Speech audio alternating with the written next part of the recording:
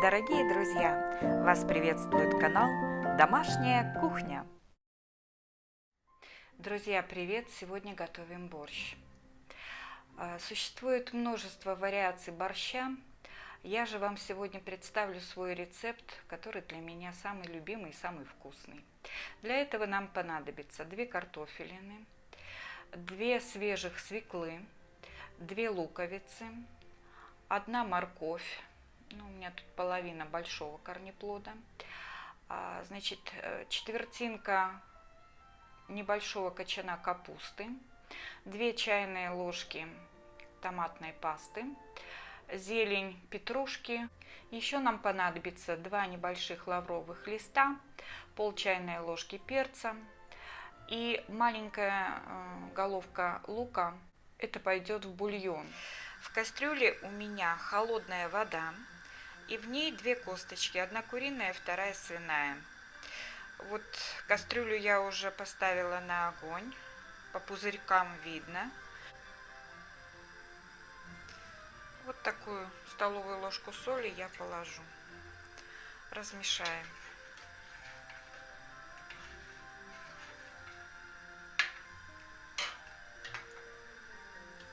Теперь на большом огне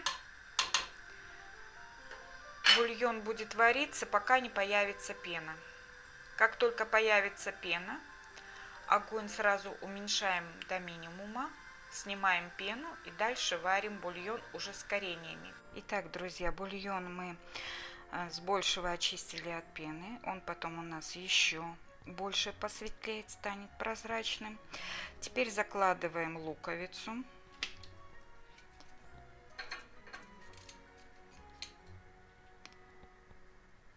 Два лавровых листа и перец.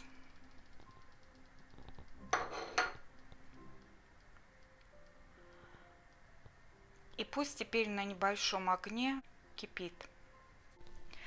Теперь нарежем морковь. Морковь я режу на четвертинки, но поскольку она у меня такая крупная, немножко помельче сделаю. В супы я морковь люблю нарезать.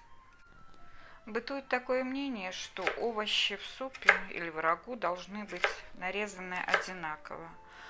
А мне нравится, когда овощи разной формы. Поэтому морковь режу именно вот так. Теперь луковицу.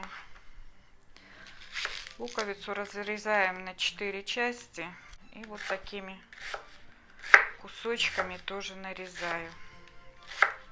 Друзья, пока варится бульон, сделаем зажарку для борща. Опустим в сковороду лук и морковь.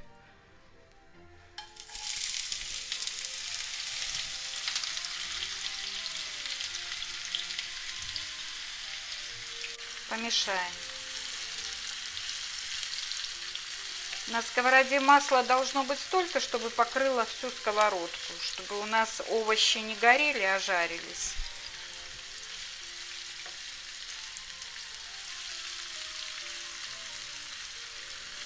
Лук с морковью стали прозрачными. Теперь добавляем сюда томатную пасту.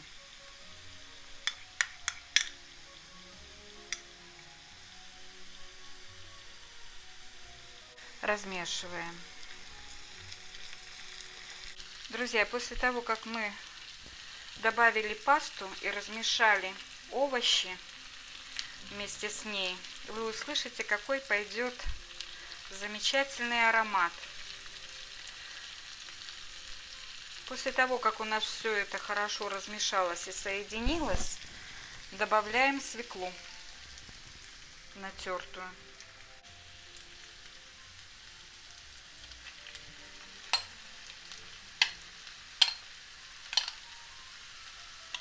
И сюда же добавим 1 столовую ложку уксуса.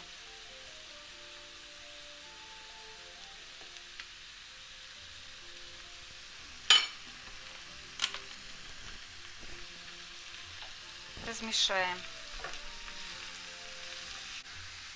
Мы размешали овощи.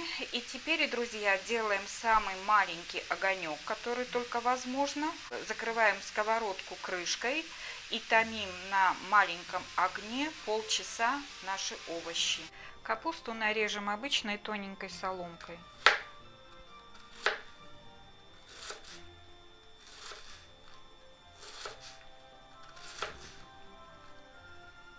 Вот так. Теперь нарежем картофель.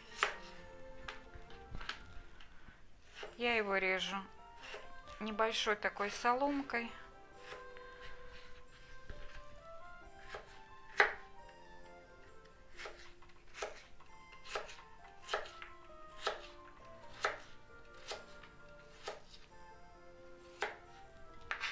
Мясо уже достаточно поварилось, оно мягкое. Мы его сейчас отделим от кости, разделим на мелкие кусочки и опять отправим в бульон. А пока забросим капусту и картофель в бульон.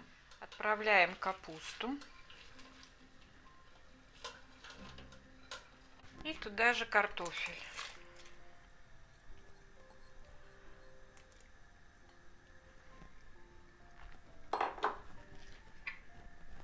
Размешаем. При варке картофеля и капусты образовалась пена, которую обязательно необходимо снять, чтобы наш бульон был прозрачным. И теперь вот я измельчила мясо, мы его опускаем опять в бульон, чтобы мясо в бульоне покипело.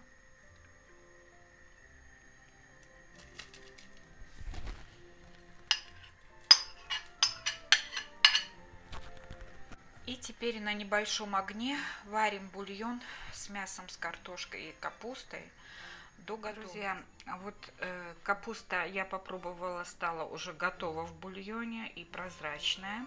Теперь добавим зажарку со свеклой, морковью и луком.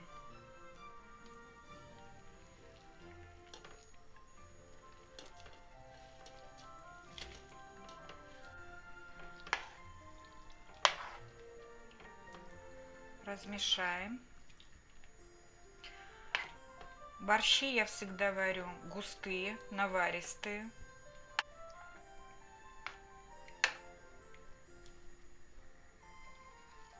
Добавим зелень.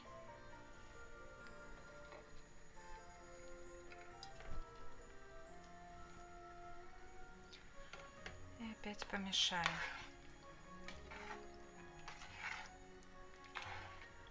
Обратите внимание на кипение в кастрюле. Его практически не видно.